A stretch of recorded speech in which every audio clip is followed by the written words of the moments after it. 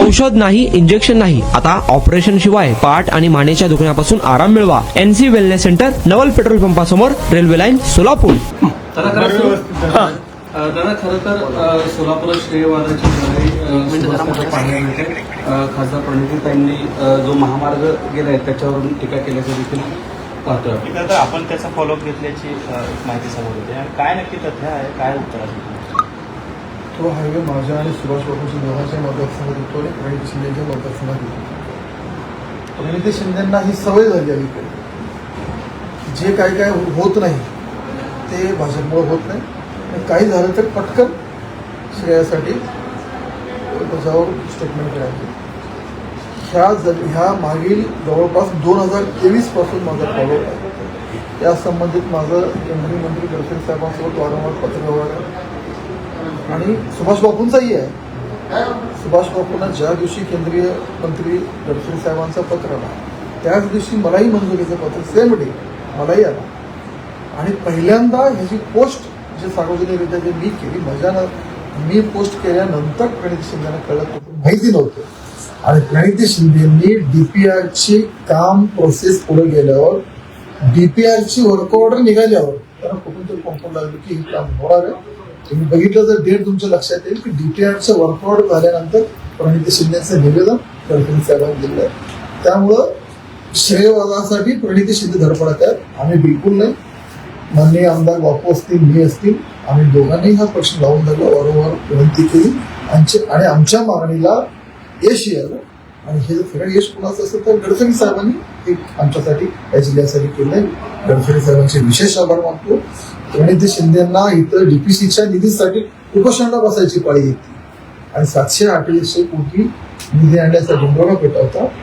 त्यांना कधीतरी मतदारसंघात येऊन म्हणजे महिन्याला 2 महिन्याला सोलापूरला येण्यापेक्षा रोज जर असले असते, पाठपुरावा केले असते तर माझी पोस्ट माझी बातमी झाल्यानंतर त्यांना कळायची वेळ आली नसती.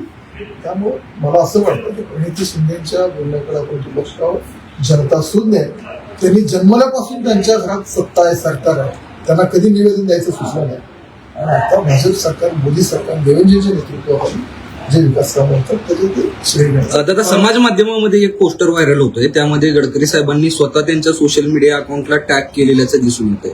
लक्षात घ्या, गडकरी साहेब केंद्रीय मंत्री पण ज्या ज्या ठिकाणी अशी मंजूर होतात टॅग तर सगळ्यांकडे मलाही टॅग तर मला पण ती प्रेसिडेन्सी आहे किंवा जिथं मंजूर होता त्या लोकप्रतिनिधीला कळायला पाहिजे. माझा सवाल असा आहे प्रणिती शिंदेला, तुमच्याकडे सत्तेची सगळेच पदे होते, मुख्यमंत्री होते, केंद्रीय मंत्री होते, आमदार, खासदार, त्यावेळेस असं निवेदन द्यायचं सुचलं. DPRचं वर्क ऑर्डर निघाल्यावर तुम्ही निवेदन देता मंजुरी द्यावं समजून घ्या जनताही सोडून. आणि विशेषतः मला पत्रकार माध्यमांना सांगायचं की कधीतरी त्यांना विचार DPR झाल्यानंतर तुम्ही निवेदन दिले खरं आहे का? माझ्याकडून DPRच्या वर्क ऑर्डरच्या नंतर निवेदन. त्यामुळे त्यांना असं वाटतं की कोणाला काय कळत नाही. जनता खूप हुशार आहे, सुज्ञ. त्यामुळे ह्या गोष्टी क्लिअर. पश्चिम बंगालमध्ये जे यश मिळालं त्याच्यानंतर राज्यभरात देशभरात जल्लोष करण्यात आला.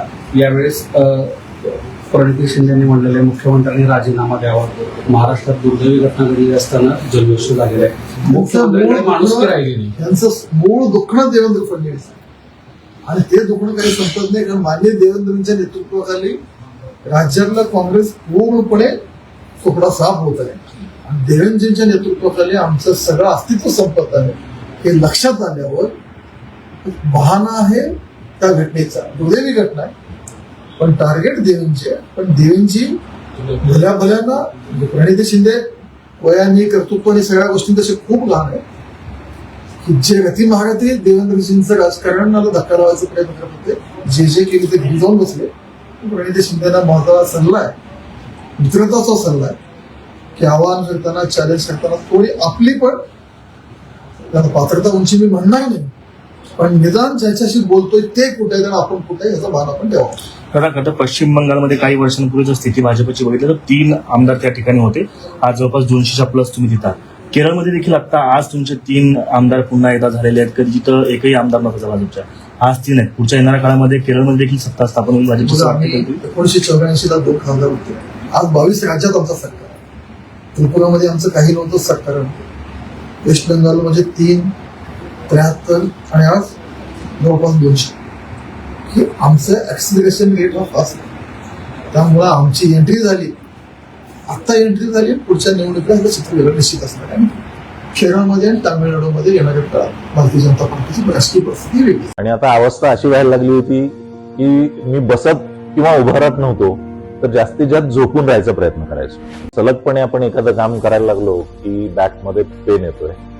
सुरुवातीला मी त्याला इग्नोर करायचा प्रयत्न केला, त्याच्यानंतर मला जाणवलं की इग्नोर करून हे काही कमी होत नाही. या ट्रीटमेंटच्या दरम्यान मला कुठलेही गोळ्या किंवा इंजेक्शन घेण्यासाठी सुचवलं गेलं नाही. मला पाठदुखीचा खूप त्रास होता. आयुष हॉस्पिटल जयसिंगपूरमध्ये दाखवलं, त्यांनी त्यावर मला सर्जरीचा सल्ला दिला. त्यामुळे मी आज साधारणपणे 90% पर्यंत रिलीफ आहे. 1 वर्षापासून कंबरदुखीचा त्रास जाणवू लागला. जवळपास माझे आज 20 सेशन झाले, तर मी आज ठणठणीत बरा